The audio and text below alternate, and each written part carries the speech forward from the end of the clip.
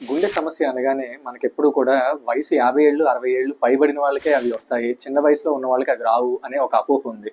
కానీ ఈ మధ్య కాలంలో చాలా మంది 20 ఏళ్ళు 30 ఏళ్ళు వయసు ఉన్న వాళ్ళలో కూడా హై బ్లడ్ ప్రెషర్, ఈసీజీలో కొన్ని అబ్నార్మాలిటీస్ అండ్ ఎర్లీగా హార్ట్ డ్యామేజ్ అవ్వడం లాంటివి గమనిస్తున్నాను. పెద్ద వయసులో గుండె సమస్యలకు గల కారణాలైన బీపీ, షుగర్, కొలెస్ట్రాల్ లెవెల్స్ లాంటివి ఈ చిన్న వయసులో గుండె సమస్యలు వచ్చే వాళ్ళకి ఉండకపోవచ్చు.